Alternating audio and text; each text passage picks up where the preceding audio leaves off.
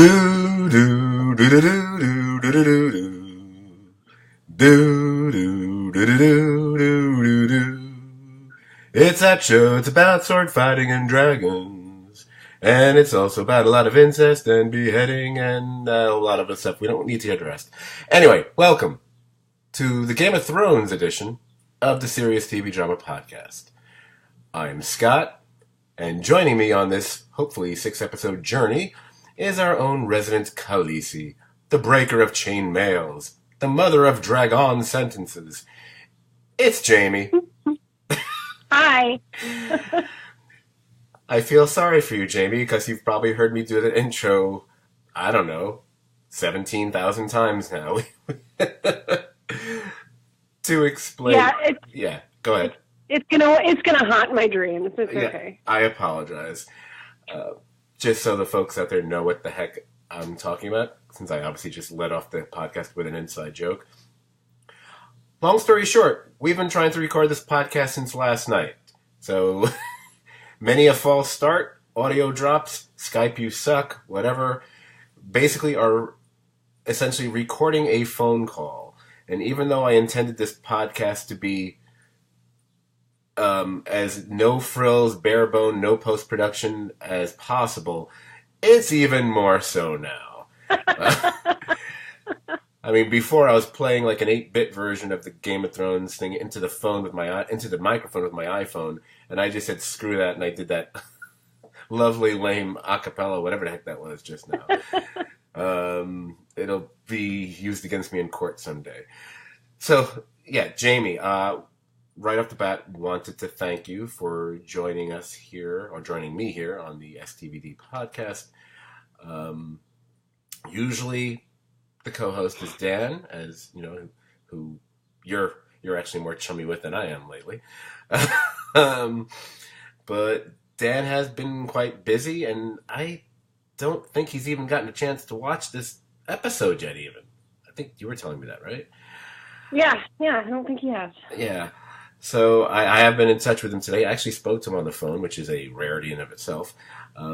I would say the odds are pretty good that for at least some, if not all, of the rest of the season, he will join in. So at the very least, I'm thinking this will be a trio covering Game of Thrones for the next few weeks. I won't, devil's threesome. But, sorry.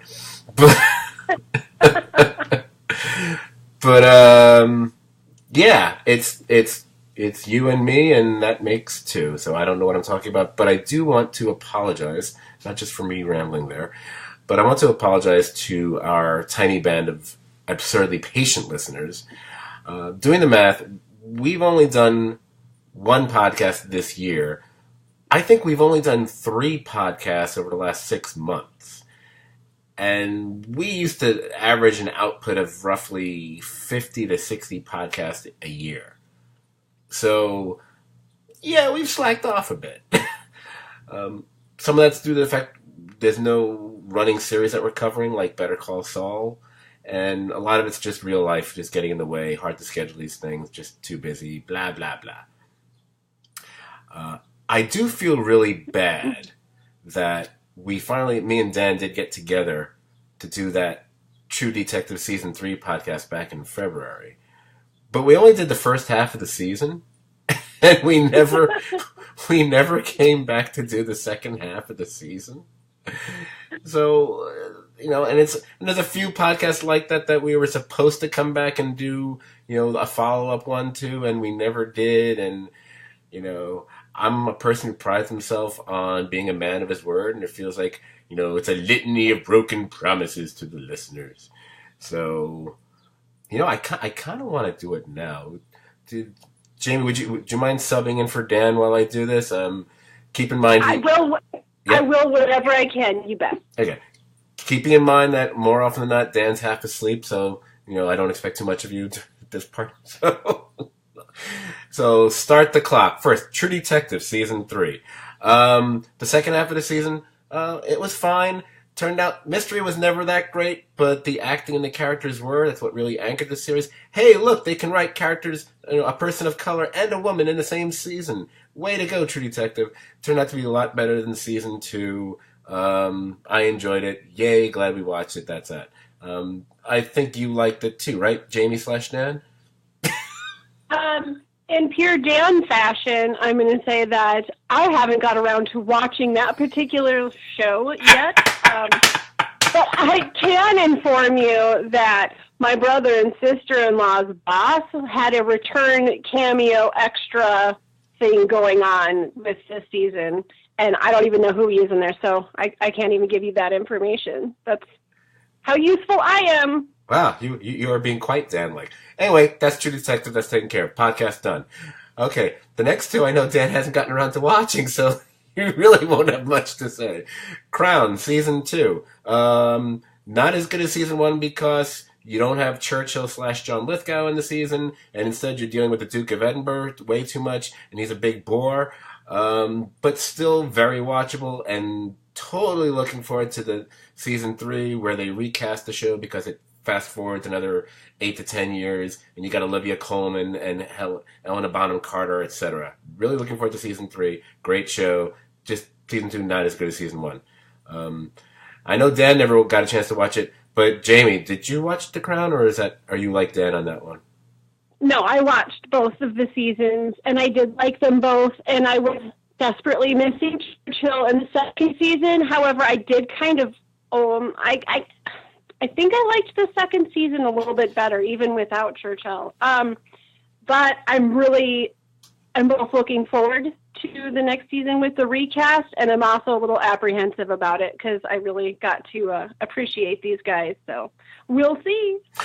Yeah, understandable. It's only because they got Olivia Colman, who I've been a big fan of for a long time. It has nothing to do with her Oscar-winning performance recently. You know, it's about the British show Broadchurch and stuff like that. She's always been solid. Okay, so Crown 2, taken care of. Travelers, seasons 2 and season 3, which very few of our listeners actually watch, so I'll be really quick about this. Both seasons are really good. I probably like season 2 a little bit better because of the main antagonist, Enrico Tonini, whatever his name is, the guy from Veronica Mars, Person of Interest, and Just Shoot Me, is a great foil for the team. Season 3 is very good too, don't get me wrong, and it's got some serious shocks and losses there, but it's really about being pissed off that Netflix canceled the show. It needed another season to really finish its story, I think. But Netflix now considers itself like a real network, so now they're canceling everything. I don't mean the stupid Marvel series. I mean the shows people actually should be caring about. You also watched Travelers, right? Yes, I did. And I was really upset about the canceling of the show, and it was like reliving Sense8 all over again, but except they're not going to do a big movie to actually finish it off. So, yeah, I guess, probably because they don't feel Travelers has enough of a following to merit it. But it's just a shame because I don't recall, it's been a while since I've seen it, but I don't know if it ended on an absolute cliffhanger, but I do feel it wasn't resolved. I do feel there was more to go. So, oh well. Anyway, gotta stop it there. That's Travelers seasons 2 and 3. Another podcast done. The only other thing we didn't get around doing was the best 2018. And it's too bad. I had a whole lot of really fun categories I had in mind. I was going to do top 10 shows that people have recommended to me that I haven't gotten around to watching yet. Literally. That was going to be one of the categories. Even though by now I've actually watched about 4 of those shows, like Killing Eve or Handmaid's Tale and whatever. All I'm going to say was my top 3, you could have swished them around in a glass, and no matter what order they came up, it probably would have been correct. But I would say The Americans was my favorite series for last year, just edging out Better Call Saul and Counterpart Season 1. Part of Season 2 was also in that year, and that's kind of what dragged Counterpart down, because the first half of Season 2 is But, yeah, it was all about The Americans for me last year. It was a great finish to their season. And that's really what the podcast would have concentrated on as far as I was concerned. That and all the disappointments, like, wow, Legion kind of sucked. Stuff like that. And Dan didn't only watch about 4 shows last year, so he really wouldn't have had much to contribute on that one either. I'm confident he would have said Better Call Saul was his favorite show, though. I will go out on not much of a limb with that one. Okay, old business taken care of. We are up to date on our podcasting. Now we can move forward with. Wait, what are we here to talk about again? Oh yeah, the Game of Thrones. So, again, a little sense of deja vu for you, so I apologize, Jamie, but I'm assuming, and I actually know this already because we've recorded this like 17 times already. Much like myself, you've probably felt the need to watch some previous episodes before the season started just to reacclimate yourself, I'm guessing. Correct? Yes, I watched the entire series again over the last year, and then I watched the last two seasons over the last month, and then after watching episode 1 of this season, I rewatched the pilot to compare. Ah, yes, and I do believe we're going to be talking about that quite a bit during this podcast, or maybe not as much as I thought a couple hours ago when we were first recording, but we're going to talk about it quite a bit. I've rethought some stuff. I've had the time to think about this. Myself, like Groundhog Day. Yeah, pretty much, but it won't. Well, we'll see. A part of it will be. Myself, I had not originally planned to do much of a rewatch. But now there's been a new, let's call her a Khaleesi in my life, who really wanted to watch the show and hadn't before. So I did commit to a major rewatch. I think it was like from mid-February to the beginning of April. We finished it up. How did she handle the Red Wedding? I recorded her. So I did just like those YouTube videos. It was hysterical. I should have posted it on YouTube, except it's too many years later. Who wants to see that? The big things that hit her were the things that hit everybody. Red Wedding, absolutely, and the Hodor episode was a bad one. Oh, by the way, it got me really bad again, too. It's like, oh, look, I can still cry. Yep. It's still sad. It still works. You know what? I'm going to say that for my prediction thing later on. But it does connect to that episode. I probably just gave it away, actually. I think I enjoyed the show a little bit more than I recalled. I mean, I always liked the show. I loved the first 4 seasons, and then it started to fall off a bit for me because I've never been a big fan of season 5 for a few different reasons. I think Cersei's an idiot that season. I get bored with the House of Black and White. There's a whole bunch of things I really don't like in season 5. Season 6 kind of makes up for it, and then season 7 just loses all sense of reason and logic, but it's kind of fun. But I realize now, taking a writer's standpoint, sometimes you got to screw logic just to get the story told and to be entertaining. And maybe I shouldn't be such an ass about it the way I think a lot of people were, myself included. Although ships that can move faster than the speed of light just bother me. But but I was just very struck by the storytelling and how so many things that were planted just throughout season 1 all come to fruition throughout the series. And whether it be little joking references that we don't realize, oh, that's a much darker joke than I expected. Theon makes a joke about being a eunuch early in season 1. He didn't know it was going to happen to him about a few seasons later. Stuff like that. As well as, actual important story and plot stuff as well. So, I'm very glad to have done a rewatch. I feel much more confident in what all the characters' names are now. I'm still likely to botch the pronunciation of a number of characters' names because that's what I do. But I'm looking forward to it. And yes, like yourself, after watching the premiere, I totally went back and then did a rewatch of the pilot back to back with the premiere just to catch all the moments that were mirrored from those 2 episodes. Because I caught on to maybe 2 of them myself while I was watching, but I was seeing articles and lists online going, oh, okay, I just need to watch the episode and just see it for myself. And you realize, oh, there's like a dozen things that are mirrored. we're probably going to focus on a few of them. I don't know if everything needs to be focused on as far as the mirror part. It's like, something like, hey, here's Tyrion with a bunch of naked whores, and here's Bronn with a bunch of naked whores. Okay. That's not that big a deal. You could really just close your eyes and grab any episode out of the series, and you got like an 85% chance that that's exactly what you're going to grab. Right. Or something as simplistic as, a male Stark stands at the tree and is approached by a female from the family. I was like, okay. Ned is approached by Catelyn. Here, Jon is approached by Arya. It's done deliberately, but it doesn't merit notice other than that. It's not like what happens at the end of the episode. That's a bit more important to focus on.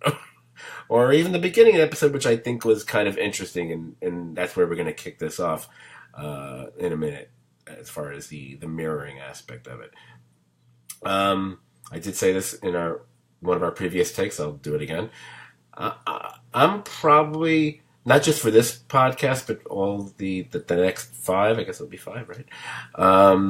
I'm going to try to shy away from doing any actual recapping, only because the show is really dense. I mean, with action, but really with dialogue. Recapping would be more like a transcript than an actual recap. Everyone listening has watched it at least once, possibly twice. And not to mention, the last 4 episodes are slated all to be like 80 to 90 minutes long.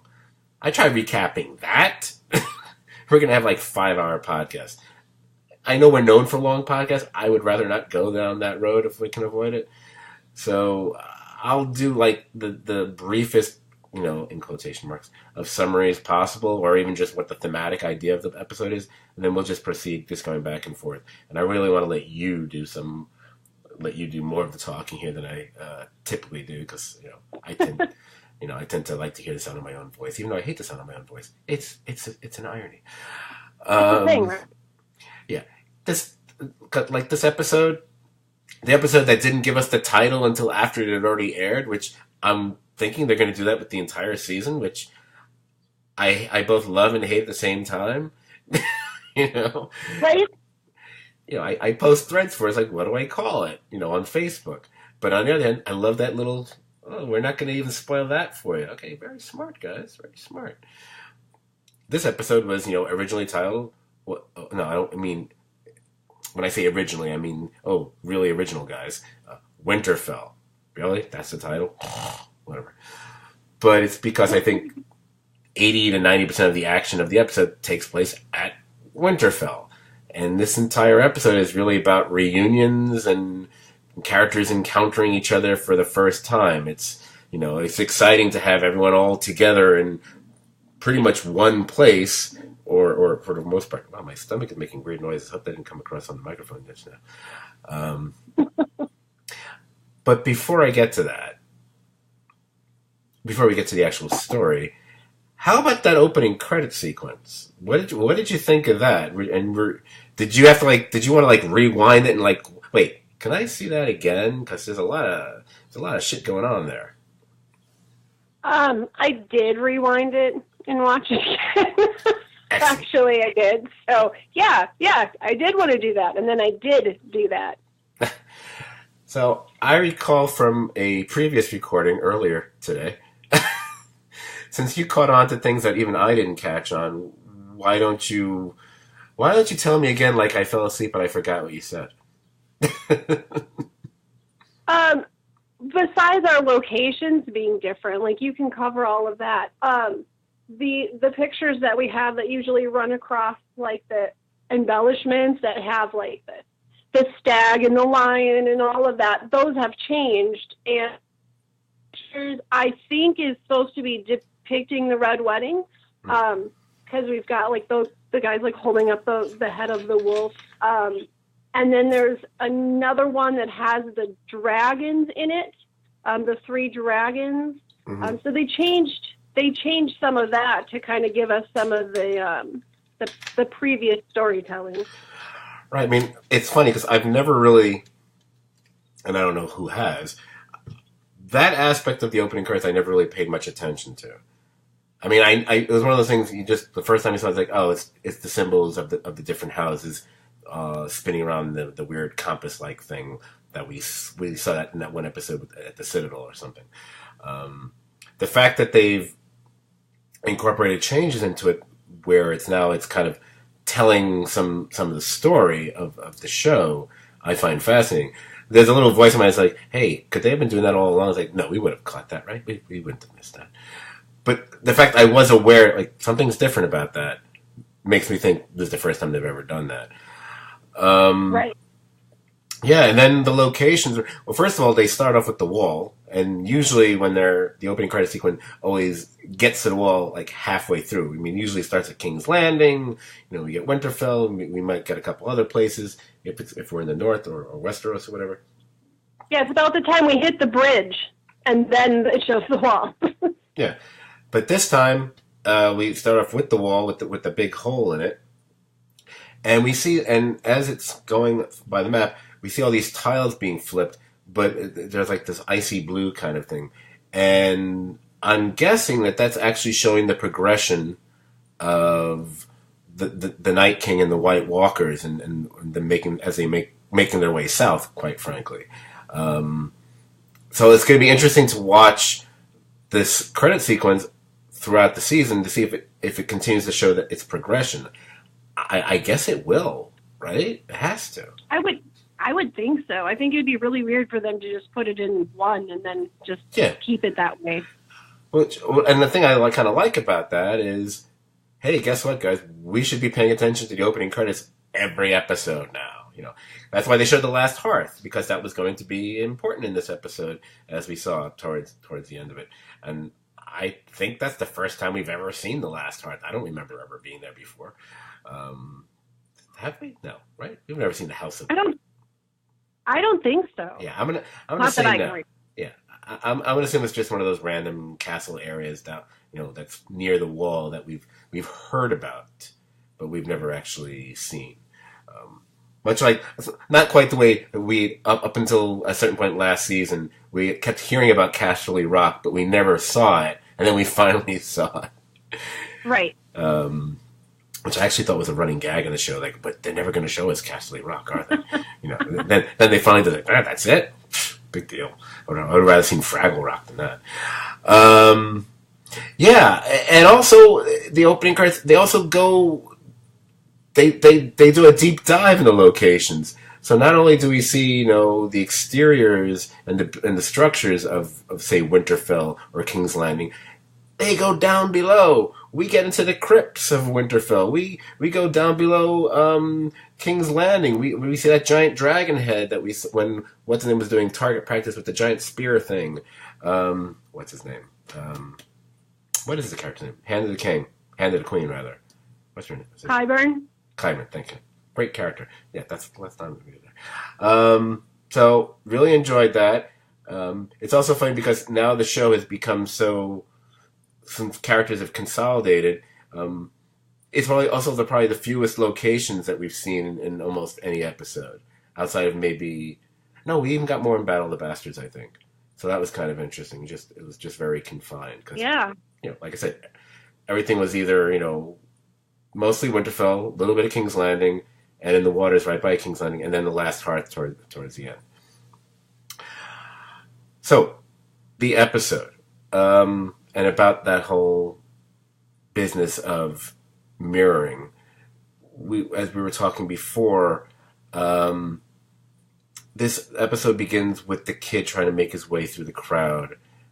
He's all excited to see the royal procession of the Unsullied and Dothraki, and obviously Jon Snow and. I always mispronounce her names. I call her Khaleesi just because it's easier for me to say than Daenerys. It's Daenerys. That's not hard to say. What's wrong with me? But I know a lot of people were talking about how it mirrors Arya in the pilot and what she does. It's kind of funny that she's the one who kind of lets him get by, almost like she's remembering that she was like that herself at a younger age or something.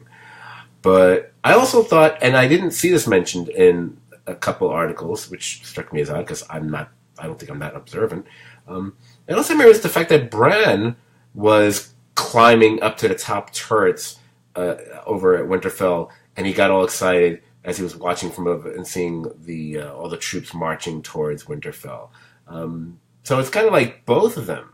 It was odd that I didn't see that mentioned, unless it was mentioned in an article that I missed, which is very possible. I didn't read that many articles. I don't think I ran into it, but yeah, I noticed that too. We got Bran climbing, because that's what he does.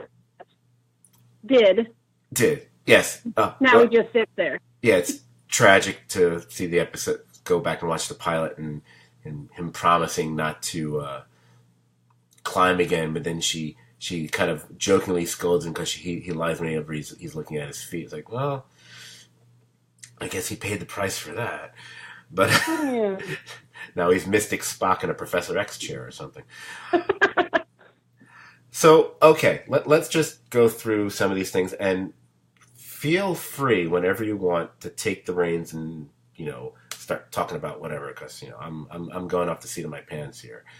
But the big thing in the opening of the episode is it's the meeting. It's Khaleesi meeting the Starks and the other people assembled there for the first time, as well as Jon Snow being reunited with people like his brother or other people throughout the episode, but especially in that opening scene when again mirroring the pilot, where it was Robert and Cersei.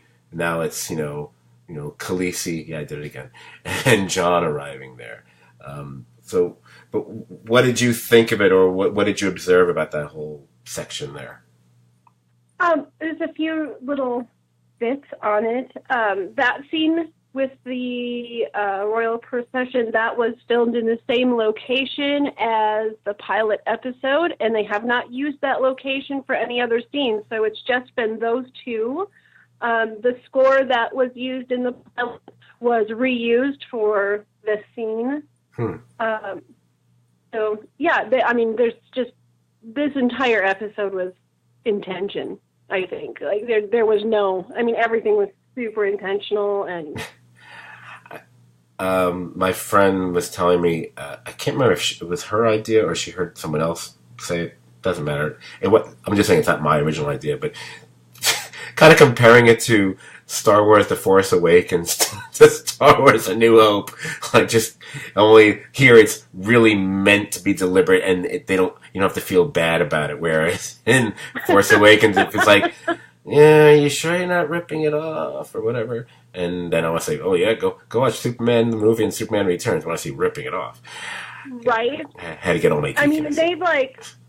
They've even got it down to, we'll talk more about that in our individual reunions that we get to have. Like, all of them even actually physically mimic either the last time the characters saw each other or the first time these characters met each other.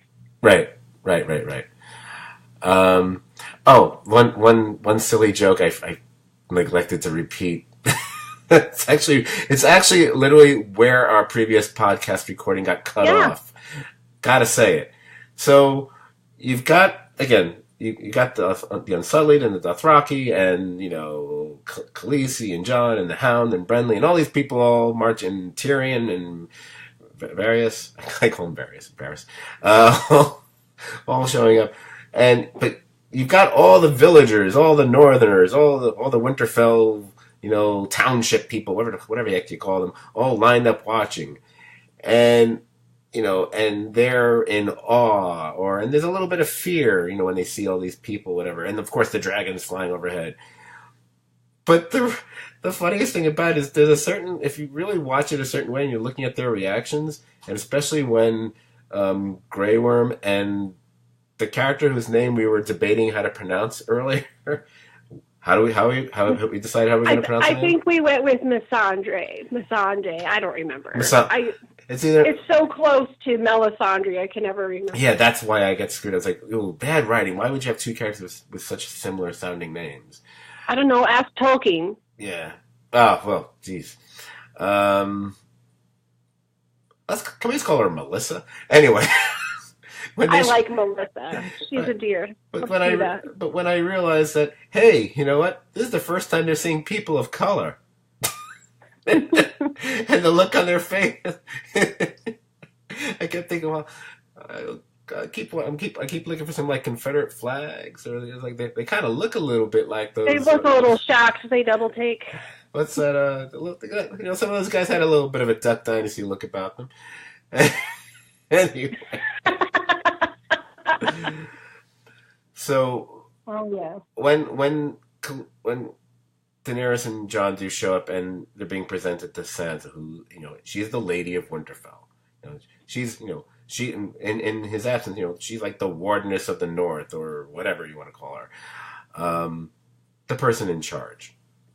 So in a sense, she's kind of standing in for Ned Stark, did in the pilot, I would think. Because there is that one. This is again one of those very deliberate things. What you were referencing before, when Khaleesi introduces herself to her, whatever, or gets introduced to her, excuse me, and she says something like, you know, Winterfell is yours, Your Grace.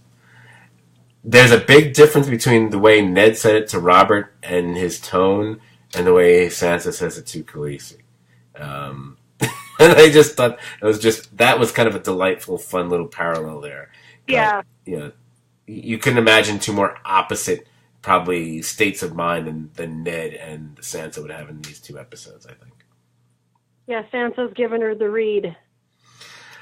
It's interesting. I don't know if I would call Sansa necessarily a polarizing character. But she's definitely one of those characters that people have very strong opinions of, and some people, their opinions have changed, and some people they haven't. I'm one whose opinion of Sansa definitely changed as the show evolved.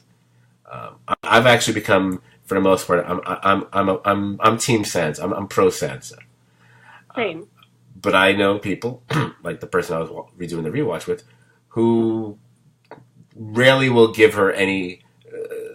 Can barely tolerate her at times, and I kind of, to a point, I was agreeing with her in this episode, much the way I was agreeing with her in the previous season. Except we as viewers are favored with having all the knowledge that characters like her don't have, where we actually find ourselves having to agree with Jon. We're like, you know, all you guys all whining and bitching about, you know, titles and who bends what knee and whatever. It's like, yeah, there's a couple 100,000 zombies coming to kill us all. There's actual dead people coming to get us. That should take a little bit of precedence and, you know this royal political bullshit right now. But that aside, I kind of agree with her. I certainly understand her being, at the very least, skeptical, if not suspicious, of these people she's never encountered before. And she never agreed to, you know, bend the knee or any of that other stuff. So right. I totally get that. You know, and I think she's learned from, even if they were like some of the worst people possible, but maybe she's learned not to be all that trusting or to be a little bit, you know, on edge from people like a Cersei, like a Littlefinger, you know. Exactly. She's learned that what's going to get you killed is gullibility.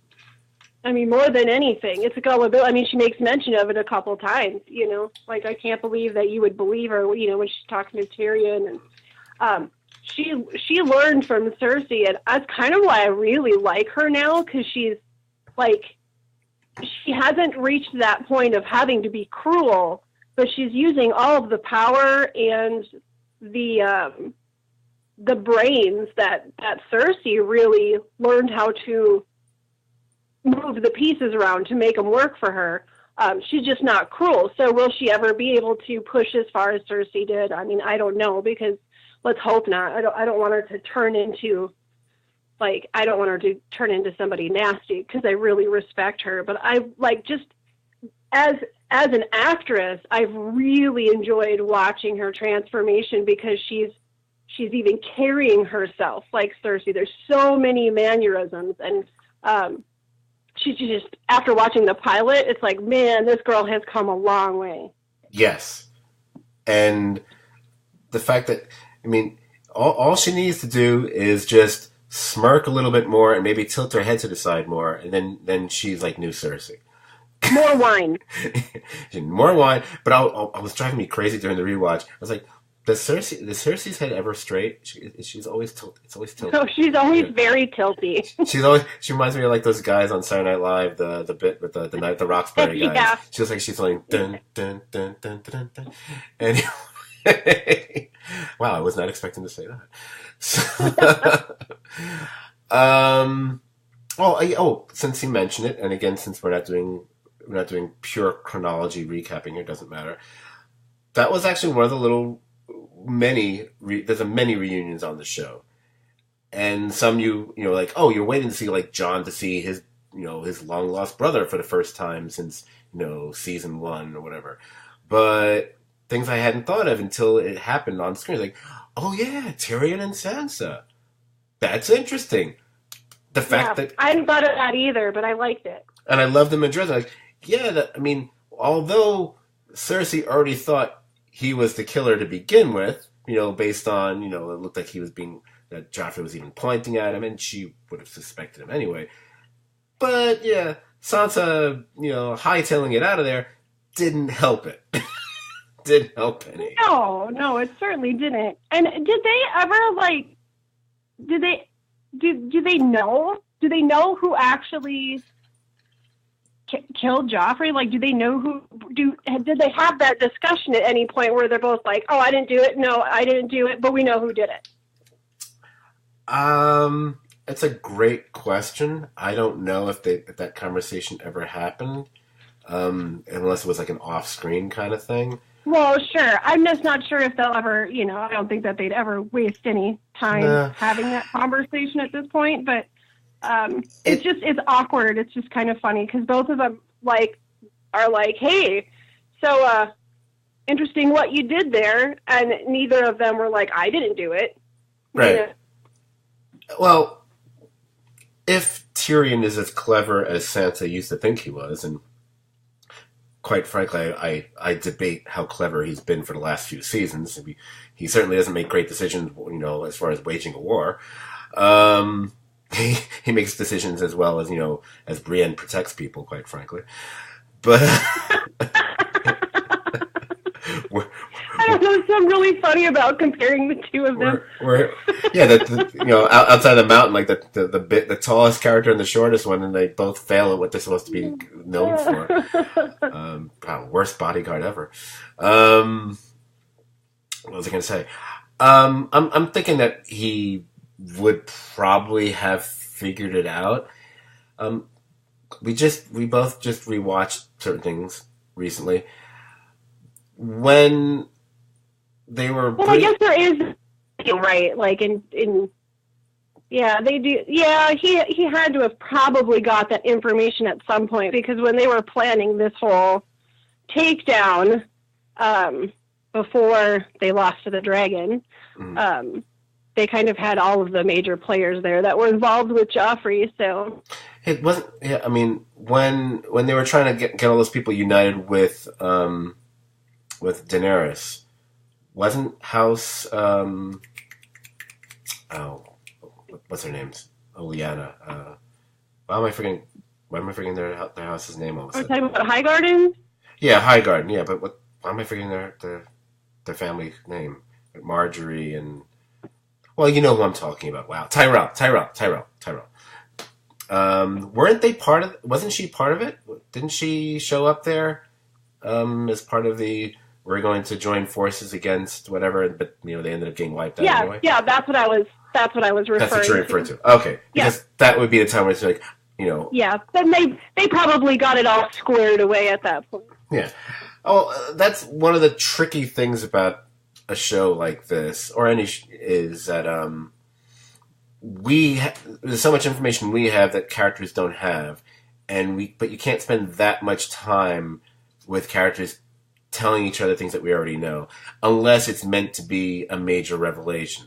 Right. Like, if it's really going to go somewhere. But yeah, like, like there's a reason why we need to see Jon Snow finding out about his parentage, or even Samwell finding out what happened to his father and brother. That's really important to the story. But, however, do we need Arya to really fill Jon in on what she's been doing for the last few years? Yeah, I've used my sword once or twice. Oh, have I mentioned that I'm probably the biggest mass murderer, in the family? I think I can give the Kingslayer a run for his money, or even the Mountain, quite frankly. Did I happen to mention I killed all the goddamn fries? All of them. Me. What have you been doing? Ooh, boo-hoo. You're letting wildlings go free. I'm killing everybody.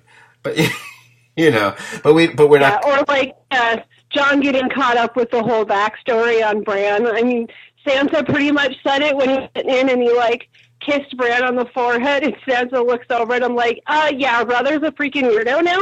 Oh, yeah. So. But by the way, can even though I know that there are some people who are reacting to Bran like, okay, he's kind of creepy. And I'm like, well, I guess I know why people are saying that. It's fine. I think that's more of a funny comment to make. I just like the fact he's always just sitting there. He's just whatever. But he has, for someone who's not Mr. Funny Pants or whatever, he had some of the lines that made me smile or laugh the most in the entire episode. First of all, when they're all having... Oh, and the last one, too, when he held up the little scroll, when Sam's like, oh, did you see all of that? And he just holds up the scroll. Mm-hmm. He's, didn't think this Red Raven had a sense of humor. But when he basically shuts everyone down, it's like, hey, we don't got time for this. Night King has your dragon, and they've broken through the wall. Hello! On everyone's face. and at that point, so it was funny, at that point, I didn't think anybody knew yet. But then when they cut to later on, it seems like this was information that they had at Winterfell already, that they'd come through the wall already. So I got a little confused, but I thought he was being Mr. Psychic, or saw through the eyes of his little birdies or something, and was giving everybody fresh information. Although I think maybe... I don't think Jon and Dany knew yet, but I thought maybe... I don't think so, because she looked a little bit horrified. Like they both had, they had a pretty particular look when they realized the dragon had been turned. Right, but I think it was because the way Sansa was talking about it, she knew about it this already. She already brought back the Bannermen from there, and blah blah blah. So I like that, and of course, I'm waiting for an old friend, which was, and I'm not Mr. Sixth Sense here where I can predict things ahead of time, but I called, as soon as he said that, I turned to the person I'm watching with, and I said, oh, it's Jamie. It's going to be Jamie. It's got to be Jamie. Yep. Mainly because he's the only one he was the only real main character I could think of who I haven't seen in the episode, outside of the Night King himself. And I was like, it's going to be, and then when I saw that, the hood thing, oh, it's Jamie. It's like, oh shit, he doesn't know who's there right now. Yeah, they left him out there in the courtyard overnight, freezing to death, instead of bringing him inside where he could wait for his friend inside. No. Did you see there's a fake GoFundMe right now to get a wheelchair ramp built in the courtyard of Winterfell? Oh no.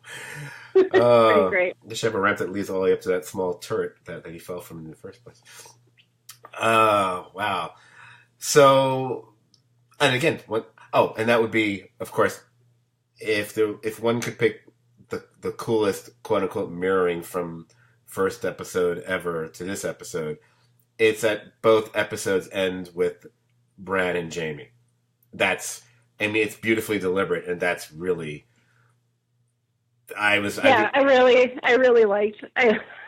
I liked Bran's face, because even though he was just kind of doing his Bran stare, there's a little smirk there. Just the tiniest hint of hey, remember me? Hey, dude. What's up? What's up, bitch? Yeah. I hope no one pushes you out of something. Did you notice too in the pilot episode compared to this? I've found little mentions of it throughout the years, but like getting to watch this episode and then watch the pilot, like it was very, very obvious. But there's this. A lot of viewers are saying that the further away a Lannister's loyalty gets to their family, the darker their hair turns. They're no longer blonde. And if you look at all of our Lannister characters in the pilot versus this episode, there is a massive difference in the color of their hair. Yes. I did notice while doing the rewatch, and this much I did comment on. I didn't think of Jamie. I can't confess to that. I did think about Tyrion. Because I was like, do you realize that Tyrion had like pretty much like golden blonde hair? Yeah, like blonde hair. Yeah. And as we were watching, it's like, and it's shit because then he had like it went to like more of like a chestnut to just downright brown, and now I swear it's like Hasidic Jew black hair right now. It's like it's super dark right now. Yeah, I can say it because I'm Jewish, so I can get away with that. That's how Jamie's is though. Like Jamie's is really. You're right. Jamie's hair is darker too. You're right. That's very. Well, obviously it's not that's no coincidence. It's just it's fun. It's like that's really strange. Everyone keeps talking about why is no one commenting on the show about the fact that only a Targaryen can ride a dragon? That should tell you right away, Jon's a Targaryen. Hello, doesn't Khaleesi know shit? But no one's but then also there's the whole thing that a Targaryen isn't going to suffer a burn. I mean, and we found out with Jon like pretty early on that doesn't. Maybe if you're like 100% pureblood, like an incestual child, perhaps, but apparently that doesn't count if you're part Stark. Well, when did Jon get burned? Like his hand got burned when I don't remember which battle it was. Huh, but yeah, he burned his hand, and it was really clearly obvious. Like they made a point of you seeing that he burned himself. Well, I'm gonna go on the assumption it's because he's not a pureblood. So exactly, that's what I'm gonna roll with too. So I'm gonna take that on the whole dragon thing too. Right. Oh, do you? Because now I love it. I just like skipping throughout the episode. I am very partial now because I believe it to be true. It's not a rumor. A theory, I guess is the right phrase. But the fact that it's even being spoken about by people who work for Game of Thrones, like one of the designers and whatnot, makes me go, yeah, okay, I'm going to go along with this. I'm assuming because you've done copious research compared to me, you've read the one about Drogon and who that dragon is actually the soul that's within that dragon, so to speak. Have you read about that? Yeah, because it's named after Drogo. Because it's named after Drago, like called Drago. But I think that would be kind of cool. I mean, would they be able to really? Is that something we just kind of know by reading little things? Because would they go into that long explanation in the show? I don't think they'd bother. I think it would just be something for you either catch it and then you can get a kick out of it or not. I mean, she named each of the three dragons after someone in her life. It would either be her brother, her father, or Jon's dragon or whatever. I guess it's kind of Jon's dragon now. Like that's Rhaegal. Right. So, and that's named after what would be his biological dad. So. Right. Which again, not a coincidence. And but what I like about because the whole thing was because she came out of it was this funeral pyre. That was that was a flame, right? And that's when she came out of it with the eggs that had hatched. So there you can see the transfer would happen at that point. What makes that so funny is, and one of the more memeable moments in the episode, although I guess there were a lot of moments now that I think about it, was the Jon and Dany having their little kissy face routine, and we have that great moment with. It's Drogon doing that. It's Drogon just like staring and and when you think, hey, if that thing's got the spirit of Khal Drogo, that makes this way funnier. Right? I'd agree. It absolutely does. So that's what makes me go, I'm going along with that. Um, it, like I said, this episode, a lot of it is just about, these two characters seeing each other for the first time, either ever or just or more likely in a long time. Arya, the fact that they were able to combine her seeing the Hound and is it Gendry? It's Gendry. Gendry, not just in the procession, but later on when he's forging, stuff with the Dragonstone. I loved her little moment with the Hound. That's just... Yes, that was fun. I loved it because it was true to the characters. And honestly, I think of all the reunions that it was probably the most honest of all of them, really. I mean, I don't feel like anything was rushed. I don't think there was any missteps. I don't, that was just spot on. That's the dialogue the two of them would have actually had. Yeah, I you know what? I actually agree with that. Because of that, it didn't, and there wasn't really, if there was going to be any sentimentality to it, if there was any, it was at best suppressed, Right. Which is all the sentiment was in, that's why you're still alive. Yeah.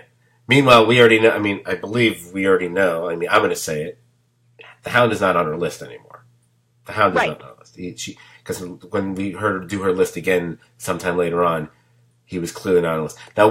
Now, one can say she thought he had died, so that might be why. But I don't think he'd be on the list anymore. I don't think so. I think she intentionally removed him from her list because she kind of grew the fuck up and noticed how many times he actually saved her from death.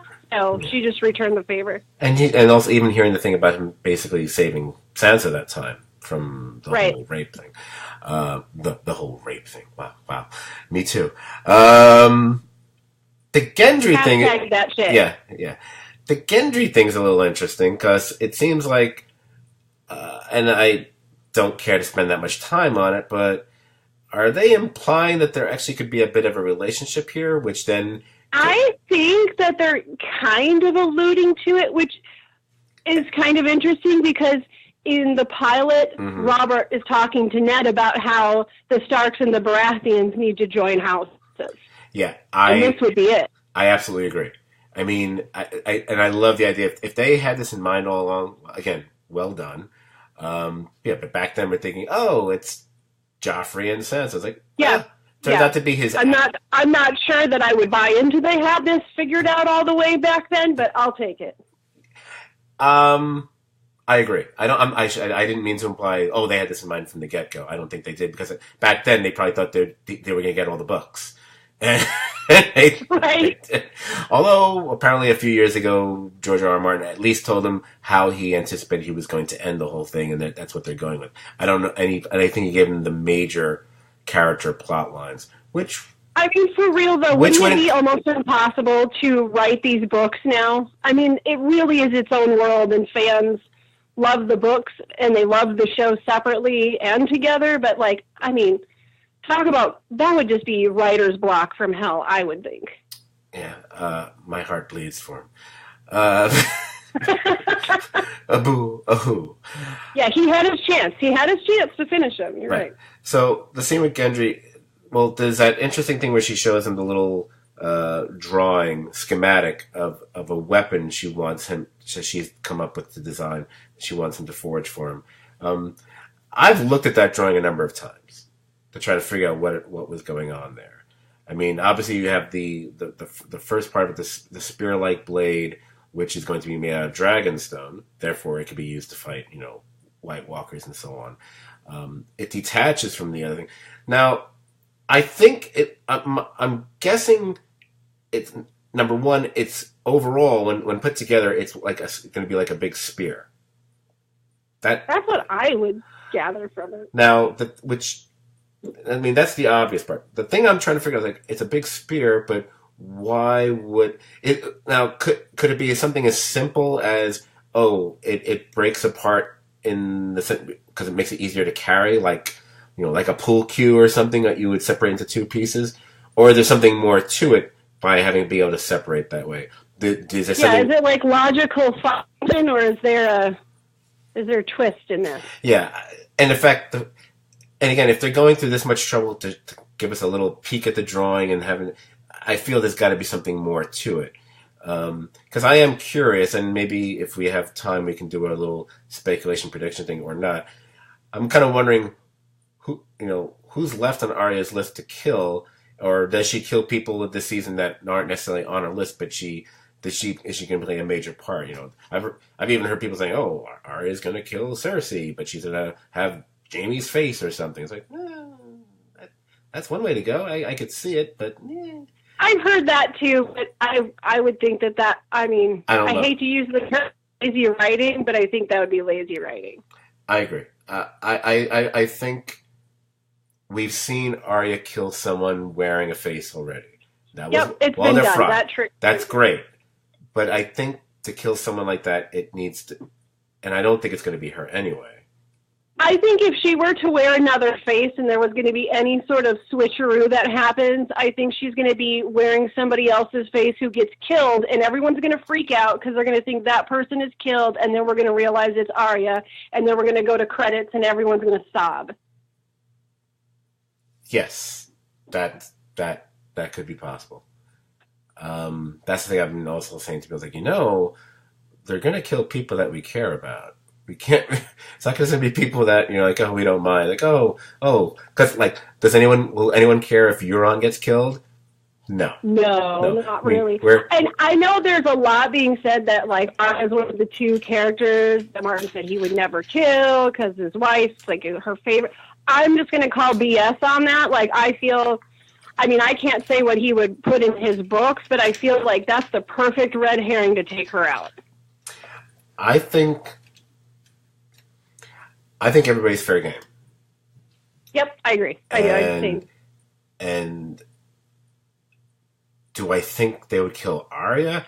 Arya would be one of the few legitimate surprises for me, but I can't say I can never say they wouldn't do it. I think it just depends on how much they really want people to get super hurt. Well, that one would hurt everyone, I think. Well, that's what's going to happen when they kill Tyrion. But sorry, I see if I'm picking a fan favorite to die on the show, I'm kind of thinking Tyrion.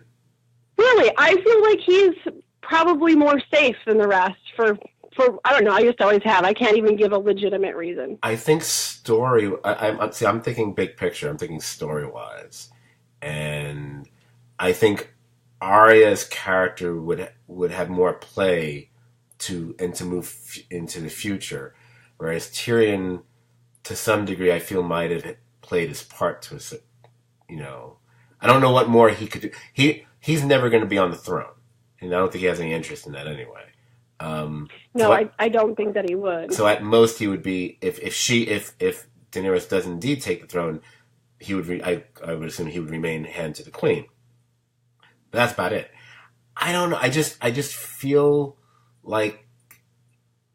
There's this theory though that he's also Targaryen. Yes, I've heard that. So, that could come into play, but would they pull that again? In 5 episodes? I don't know. Yeah, that's my problem with that theory. That's kind of a dumbfounding revelation. Look how long it took. With all the Bran, traveling in time, flashback through to get, which was all about eventually finding out about Jon Snow's parentage. With a little side trip to and this is how Hodor became Hodor. But generally, it's about how Jon Snow, came to be. I would think Tyrion would have deserved something. Can't just drop hey, I found this other scroll at the Citadel. Hey, it turns out you're a Targaryen too. Yeah, and I would say that in a lot of ways that he's kind of the mouth of the audience. So yeah, they would really have to give him an entire episode to really cover that, I think. Yeah, I'm not seeing it, but I am hardly, clearly just from this podcast and others, I'm not an expert on the show. I'm just thinking just story-wise, I'd be surprised by it. But I could definitely see him I don't want him to die. I love the character, but I could see it because if I take sentimentality out of it, you're gonna lose people that you care about. You're gonna lose people that you like. Like I'm fairly certain Jamie will not survive this season. He might even die. I agree. He might even die in the next freaking episode, or he might sacrifice himself just to make his redemption complete. Or he might be the one to kill his sister, which actually might be the best person for that. It would be the most, ooh. And even though she may or may not be pregnant with his baby. And by the way, can we figure that out in a minute? Is she actually pregnant or not? I'm still not clear about that. But I'm fascinated to see, just in the very next episode, what Jamie's fate is going to be. Because if he can make it out of the next episode alive, then I give him all the credit in the world, because everyone in that room kind of pretty much wants him dead, except for his brother, maybe, and Brown, who doesn't care anymore. But I will be honest with you. I just, my gut says that when he goes, it's going to be a sacrificial death, but it's going to be on behalf of Bran of Tarth. Oh. Because there's been so much building of that relationship that I think, she's the first person that really honored him for who he was and not what his status was. And it changed. Like I really think she was the start of Jamie growing up and realizing who he was and what he could be and all of that. So no, that's real. I like the sound of that. I like that a lot. Just pushing forward with this. So the scene between Daenerys, Jorah, and Samwell, probably outside of the screeching kid at the very end, might have been the hardest scene to watch, but for the right reasons. Yes, it was so good, and it was funny because you start out like kind of laughing, and then you kind of are almost crying because it's Sam, and he's like the heart of everything. And watching his face go from, okay, well, I can kind of reason with my dad dying, I can reason with that. It's, and then when he catches his brother, like it really hits him. Yeah. Because, even if his brother might have been a bit of a, dick on to him. I laughed so hard when he was like, asked, my brother. I was like, yeah, everybody knows Dick on.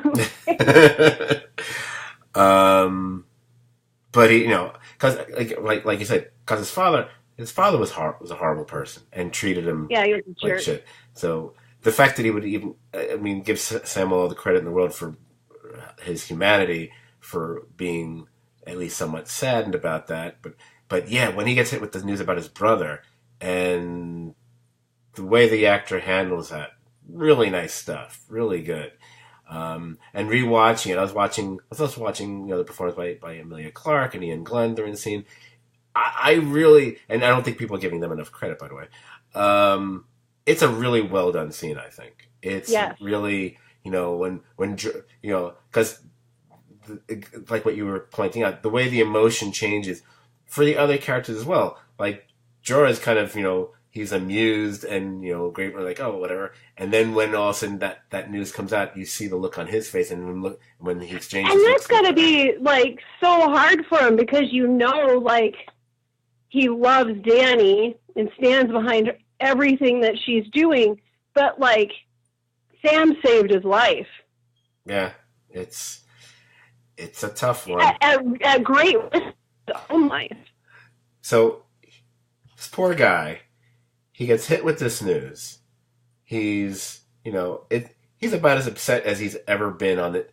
Probably the most upset he's ever been on the show, just from an emotional standpoint. Goes out in the Winterfell yard. This got baby Professor X sitting there, and then, like Magic Spock over there with his face and whatever, and like, oh yeah, you must tell John now. It's like, really? He's like, now. right And you're always now. like, oh, I'm not his brother. Like, oh, Jesus. But, and then again, there is a certain mirroring, him going to encounter John, and he's down in like the crypt area where all the statues are When he and stuff. falls down, and remember when he falls down the stairs, and like the first time John ever meets him is Sam falling down the stairs. Oh, yeah. Oh, wow. I forgot about that. Look at you. Wow, now I'm remembering that. That's right. So, let's get to that revelation here, the one that we've been waiting for. And I guess there is some... there may be some difference of opinion on this one, both out there, maybe even on this podcast. I don't know. John finally gets the news. And it's interesting the way Samuel delivers it, because he first brings up what he just found out about himself, about his family. And also to see how John reacts to it. Since he's pledged allegiance to this woman, he's bent the knee, he's clearly in love with this woman. Would he have done such a thing? And he starts talking about how he's executed people, like, but this is different. But he's also shown, and he points out he's also shown mercy. Thing that Samuel doesn't know is like, well, once upon a time, she kind of showed mercy too. It didn't quite work out, so maybe that's kind of why she, Right. That's what I believe. If I'm not mistaken, I think her being merciful might have led to her husband being dead. Didn't. Right. Yeah. So, what was your? I'll let you go on this one first, because again, this is one of the major things in the episode everyone was waiting for. So John finds out his dad's not his dad, and his mom's, and who his actual mom is. Yeah. First of all, I kind of laugh because it's like, dude, your best friend doesn't like your girlfriend. That's not going to work out well. But I have mixed feelings on it because, it didn't need to be really drawn out. I mean, finding out who he was drawn out for us. So it didn't really need to be drawn out. His reaction probably didn't need to be drawn out. But I kind of mentioned this when I was talking to some people on Facebook, but it made me kind of giggle because it's so nothing Jon Snow, because like his immediate reaction is, my dad's been lying to me my whole life. Not I could possibly be part of the biggest prophecy in all 7 kingdoms, and oh crap, I just slept with my aunt. Right. Like none of that really happened. Just him trying to wrap his head around it. But I liked that the last time we saw Ned and John together, Ned promised John, the next time we see each other, I'm going to tell you about your mom. And then they never are together again. And when John finds out about his mom, he's standing right in front of the statue of Ned in the crypt. Oh, that's right. Wow. And that's the first time it's the first time that we know that he'd been down there. So, again, completely intentional. Right. But like I said, I'm iffy. There's things I like about how they did it, and then there's also a little bit like, it's just a kind of wishing there was a little bit more in there.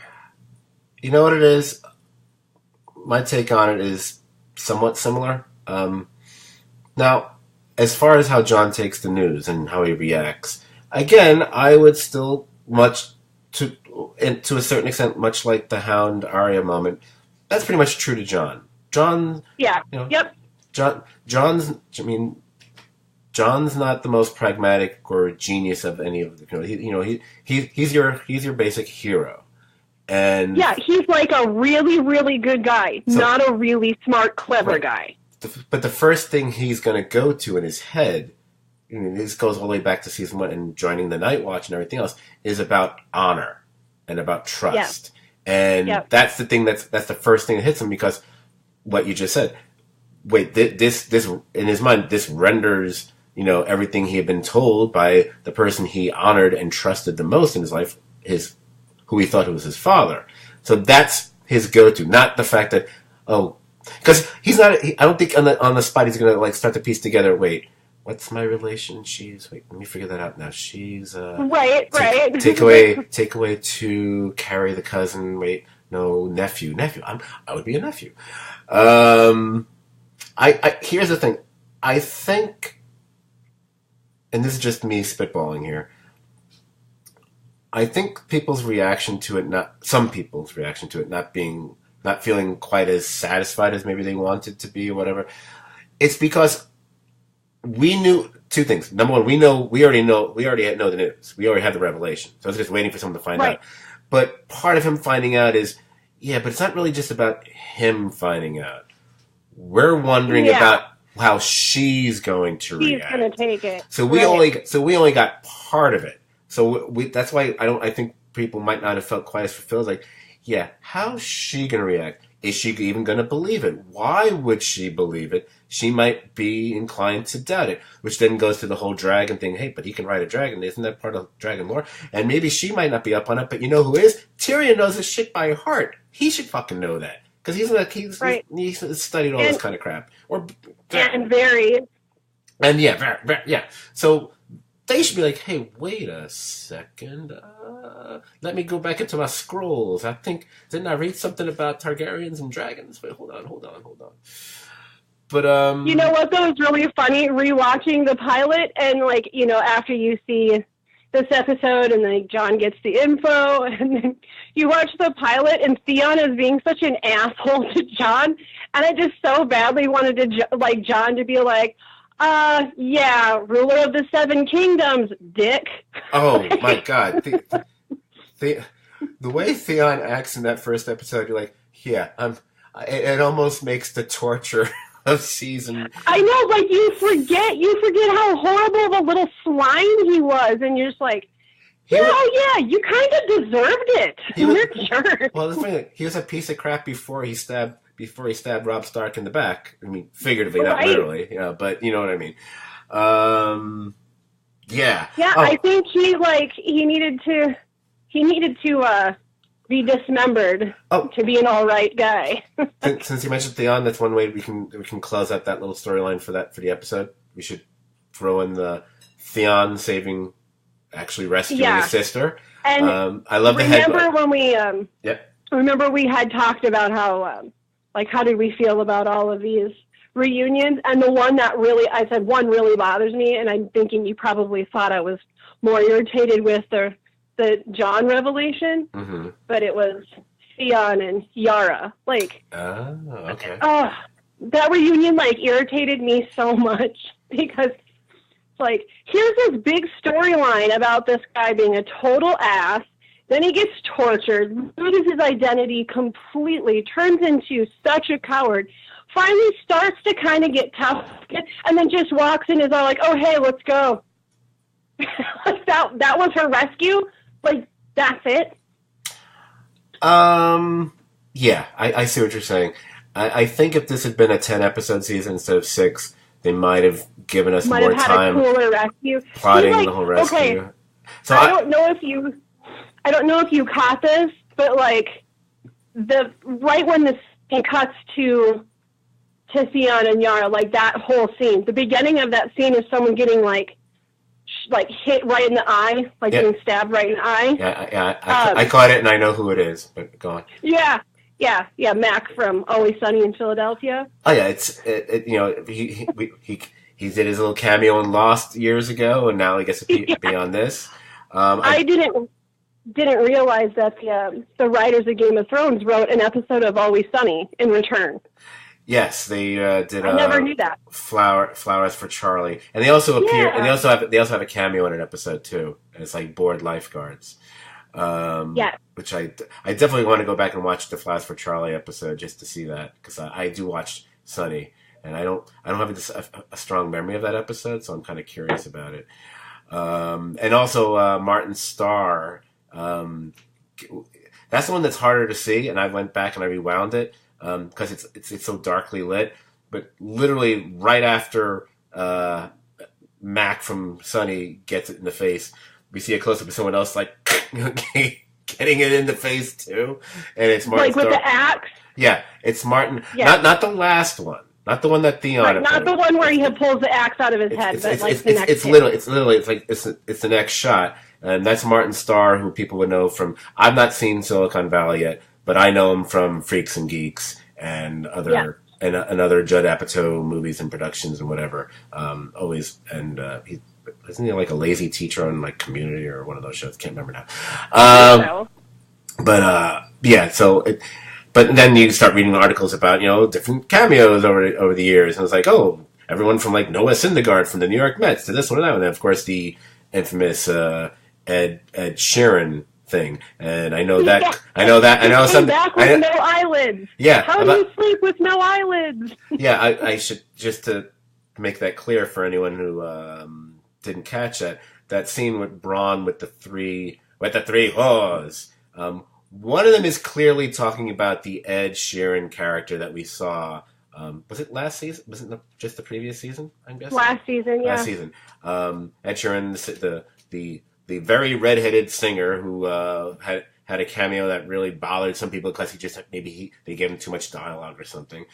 They make a clear reference to him being one of the people who got burned a bit by a certain dragon in last season. But the no eyelids. Yeah, how do you sleep? I love when. Yeah, and Ed's Twitter, he had posted something about it. He's like, "Thanks, Game of Thrones. I always knew I was the survivor." And putting the fun of that part aside, also a significant scene because that's where Clyburn interrupts the goings on and has a mission for Bronn, and that Cersei wants him to kill her two brothers. And hey, here's Joffrey's crossbow. The one that Tyrion used to kill my dad. You should use that to kill them with. So that's kind of messed up. Do you think he's gonna? Do you think he's gonna double cross him? I have a hard time believing he's gonna go through with it. I think that if he works his way north and sees what they're facing, he's gonna go, fuck it. I'm not gonna kill him. I have a hard time believing that he would do it, so I'm gonna have to say no on that one. Also, I feel like he would just take the money and go somewhere different altogether and say screw this whole crazy family. Yeah, those are the two guys. Those are the two people who have actually been the nicest to him. Not that he would give way to sentimentality, as we've seen. He won't. So what else do we have? Oh, we didn't mention. Okay, Last Hearth. The symbol and the kid and Tormund. Oh, and Cersei and the baby or not baby. Which you want to tackle first, and then we can start to wrap this up. Let's go with Cersei and is it a baby and there are no elephants. Okay, the elephant stuff was hysterical. Definitely worthy of all of the million memes and jokes that have happened ever since. Yes. Yep, I agree. Yeah, I thought there would be elephants. The fact that she brought it up again made it really funny. I really wanted the elephant. Yeah. And then I was saying, I love the excuse they give it because, not long scene wages. It's like also, okay, this show is already spending like $10 to $12 million an episode. Do you know how much more would have done to fucking elephants? Because they got to bring them in. Are they going to be CGI elephants? Are they going to be real elephants? Are they going to be mastodons? I do think it's kind of funny though, because she's all like, well, this bitch gets dragons. I want elephants. And it's like, hello, dragons. Your elephants are screwed. Fuck, didn't the wildlings have mastodons? Which yes, they have mastodons and literal giants. So this is a universe where mastodons and elephants coexist. Interesting. But I think it also is. I think it's funny, but I think it's really good at kind of showing how close Cersei is to just pitching a little freaking temper tantrum. Mm. I wanted yeah. As if the elephants were really going to help her win this war. Yeah, then she's got what do they call them? The Golden Company, the Golden Army, whatever they are. Yeah. Yep. So they're all staying on the ships there. Are they lying in wait for whatever happens after the dead? Because I don't think she didn't bring them in to fight the dead. She brought them in to fight Daenerys and those people. Yeah, I think she's waiting for whoever's left over. Waiting to see how it shakes out. Okay. Yep. Which is interesting because it's weird because wait, are you assuming they're gonna win, or if they don't win, are you just gonna hightail it out of Dodge? I'm not clear on. But I think that's part of why it's so important for her to have somebody like the Golden Company, because they're bought and paid for. They're not loyal to anybody. True. So the question of her pregnancy, and because the whole thing came up last season, but the way they played it, at one point you totally think, oh, she's pregnant. Then you think, oh, was this just a little game she was playing where she could where she could eventually put one over on Tyrion and make them fall for this whole thing when it turned out to not be, but not necessarily be true.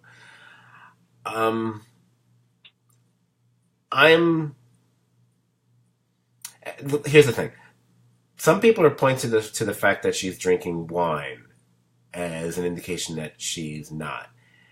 My thing is like, I'm sorry, this isn't like, modern day, U.S., right. Whatever. It's like, I don't think back, whatever you want to say, what era this is supposed to mirror, so to speak. Agreed. I don't think they're like, oh, you're pregnant, you shouldn't be drinking. Are you kidding me? Yeah, I think that's that's not a good indication. Yeah, no. Her drinking wine has nothing to do with whether plus look what she's already given birth to. I mean, like you'd be able to tell the difference if you think wine's going to have any effect there with all the incest crap. Look how exactly. Look how I don't think we're worried about fetal alcohol syndrome in this world. So but then one could say, would she be so ruthless as to have Jamie killed, knowing that he's the father of her unborn child? I'm going to say yes. Of course. She's the most ruthless fucking character on the show, pretty much. Right. Yeah, she's like super scorned. She accused her brother of treason. Yeah, she's like she makes no bones about killing pretty much anybody. I found that online she killed Tommen's cat. She killed Sir Pounds. It just happened off screen. Yes. It's horrible. Yes. Horrible. Yeah. So Cat killer. I'm feeling she is pregnant. See, that's kind of why I like the idea of it being Jamie that ended up being responsible for killing her, because then also having the knowledge that he just also killed his unborn child would be kind of, ooh. But that messes up other ideas. Yeah, that would be good. So it's just, you want to know what my theory is? Go ahead. Okay. This is a theory I've had for a really long time. So then when we found out that she was pregnant or not pregnant or whatever, then I'm like, yes, I'm onto something. So when she got the prophecy, when she was a girl, about the little brother killing her, being her end, being her death, after she lost her children. So we've seen her go through that. For the longest time, she thought it was Tyrion that was supposed to be the younger brother that was in the prophecy. But then all of us are like, oh no, the trick is it's Jamie. It's Jamie. He's going to be the one that does it. My theory is that she is pregnant and it's twins. And the second one is going to kill her. She's going to die in childbirth. Oh, like her mom did. Yeah, and it will be the younger brother that killed her. I like the theory. I guess my only problem with it is death by childbirth wouldn't be especially interesting to watch on the screen, but it could happen. And it doesn't. I know it doesn't quite have the revenge that everybody's waiting for as far as who's going to stab her. But she's made every single prophecy come true by her own doing and her own selfishness and her own crazy way of handling. She's done it to herself from the very beginning. But can I just poke at it just by saying this? So she'd be giving birth to twins, and so basically we'd be doing the Luke and Leia thing with her. Because didn't their mom? I suppose you could, yeah. Because their mom died, after childbirth as well. So I read this. I was in this forum a couple weeks ago, and it was literally like it was two groups of people battling about whether Game of Thrones took place in the Star Wars world, or if it took place in the Battlestar Galactica world. Like, this is an actual argument that's out there between groups of people. Well, I like that they've established that Star Wars is fiction in the Star Trek universe. I did read that recently, so everything folds onto one another. Gosh, I'm trying to. Oh, yeah, we didn't really mention the thing with the kid at the last part, but also echoing the one of the opening scenes of the pilot where the White Walkers do their little. Let's leave this interesting big symbol, spelled out with limbs. Their body collage. Yeah. And now some have said now that spiral looks like a symbol that we've seen before. It harkens back to previous things that the White Walkers have left, or even the cave drawings that Jon was looking at with Daenerys. There is some speculation that symbol also has a certain resemblance to the dragon-like symbol of, no, not dragon-like, it is a dragon, of the Targaryens. Yeah, I saw that. I do see the similarity, so I wouldn't discount that necessarily. It's all very swastika-like to me, if you ask me. Anyway, it was a fun, creepy little moment. It's funny. I kept reading. It was reminding people of this, that, the other thing. Thing it reminded me of. If anyone out there has seen the great movie by John Carpenter, The Thing, whenever a person was burned and it was the Thing, and they would be on fire, they would scream just like that kid did. It was like identical to that. So it really reminded me of that. I mean, I'm not saying that's what they were going for, but you could put like a side by side thing. Remember when we thought, oh, what a horrible show this is? They threw a kid out a window. Oh, well, this show has made... That's why I told you that I was laughing when I saw the pilot. Like, when I rewatched the pilot, it made me laugh. It's like... this show has proven itself to be ruthless, more than ruthless. It's so brutal. And like just stabbing babies and burning kids. And... Yeah, I mean, has anyone forgotten the screaming of Shireen? I mean, good Lord. Still bothers me. They didn't even have to show that. It's still a horrible moment on the show. Right. Okay. But also had excellent memes. Oh, yes. Oh, the memes have been nonstop and really, some of them have been really worthwhile. Okay, I feel like we've kind of covered everything I think I felt I wanted to cover on this. Is there anything that stands out before I try to wrap this sucker up? I think that I just, like in my notes here, not that it really is that, I don't know that it's that important, but the dagger that was used against Bran that now Arya has, that dagger actually was Rhaegar's at one point in time. Oh, no. So that's kind of a fun connection. Oh, yeah. And one thought I had is, when we have this battle at Winterfell, do you think that we're going to see any of the dead Stark family come back as whites? That was one of the things I was wondering about prediction-wise, as far as people coming back in general. And if it's going to be at Winterfell, then, you've got a crypt there. Right. I think it's possible. It would be an excellent secret for them to have held on to. Could they resist such a thing? I know that's just it. And then there's. Okay. By the way, can I? Okay, since we're saying, I don't mean to cut you off. I'm trying not to do that at all. Hodor should be one of them right now. By the way. Yeah, I should see. My prediction is I'm saying we're going to see. I don't know. I don't think we're going to see. I don't even think Ned's down there, quite frankly, because he was executed, and I don't know if he's in the crypt.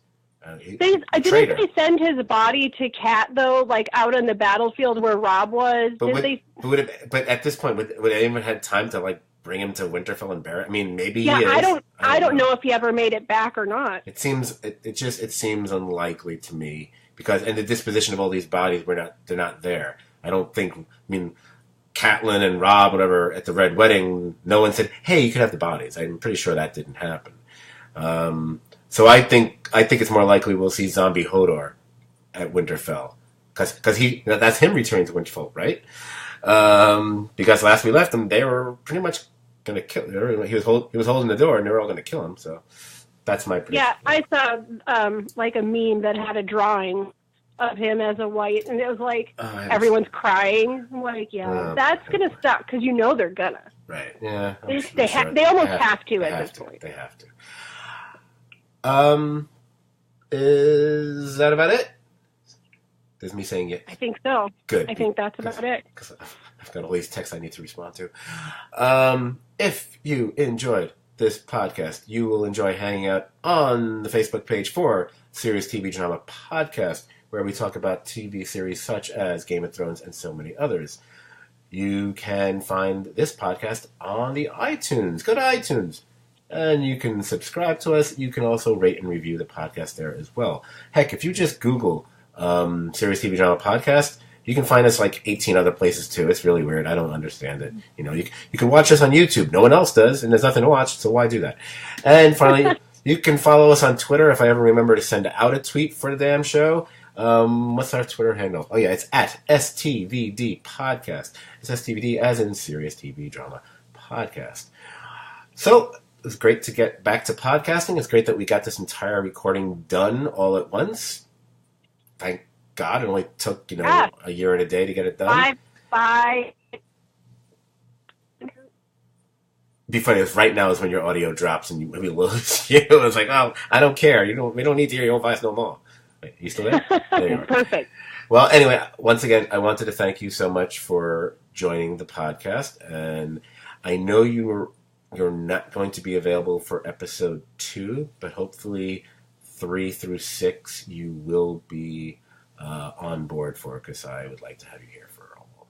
I should be good to go for those, and I will. I'll text you my thoughts on next week. Okay, I will. Yeah, I'll have someone do an impression. No, I'm not going to do that.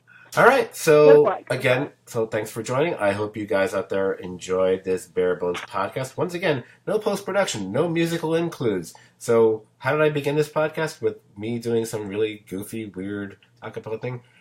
Do I end it that way too? I don't know. But I was just going to say goodnight and, do. Yeah, it's all over. Bye-bye.